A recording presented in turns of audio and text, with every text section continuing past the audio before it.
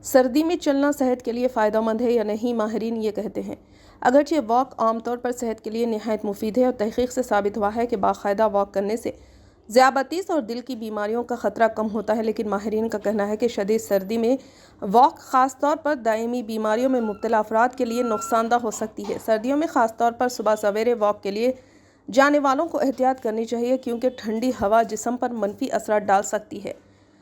سرد ہوا 50 سال سے زائد عمر کے افراد کے دل پر شدید دباؤ ڈالتی ہے۔ بہتر یہ ہے کہ سورج نکلنے کے بعد باہر نکلیں اور واک سے پہلے گھر پر کچھ سانس کی مشقیں کر لیں۔ اگر واک کے دوران سینے میں گھبراہٹ، پسینہ آنا، سانس رکنا، تھکن یا نیند جیسی کیفیت محسوس ہو تو فوراً ڈاکٹر سے رجوع کریں۔ سردی سے بچنے کے لیے ماسک، ٹوپی، موزے اور دستانے لازمی پہنیں اور موٹے مگر ڈھیلے کپڑے پہنیں۔ سردیوں میں سانس کے مریضوں کے لیے حالات مزید مشکل ہو جاتے ہیں۔ صبح اٹھتے ہی ٹھنڈی ہوا پھیپھڑوں کے نظام کو متاثر کرتی ہے، دمے کے مریضوں میں بلغم بڑھتا ہے اور پھیپھڑوں پر دباؤ پڑتا ہے۔ زکام، کھانسی اور بخار کے مریضوں کے لیے بھی ٹھنڈی ہوا نقصان دہ ہے۔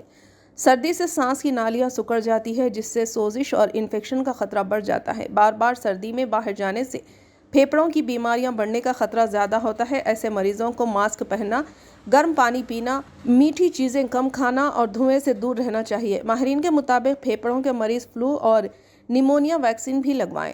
سردیوں کی صبح دل کے نظام کے لیے چیلنج ہوتی ہے۔ سردی سے خون کی نالیاں سکڑتی ہے، بلڈ پریشر بڑھتا ہے، دل کو زیادہ زور سے کام کرنا پڑتا ہے، اس لیے سردیوں کی صبح دل کے دورے کا خطرہ بڑھ جاتا ہے۔ سردی سے دل کو آکسیجن کی فراہمی کم ہو جاتی ہے جس سے جان لیوا مسائل پیدا ہو سکتے ہیں۔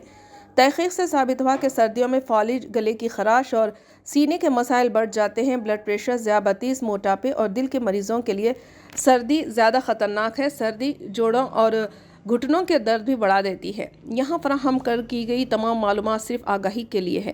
یہ مواد تحقیق، سائنس، مطالعات اور طبی ماہرین کی رائے پر مبنی ہے۔ کسی بھی مشورے پر عمل کرنے سے پہلے اپنے ڈاکٹر سے لازماً مشورہ کریں۔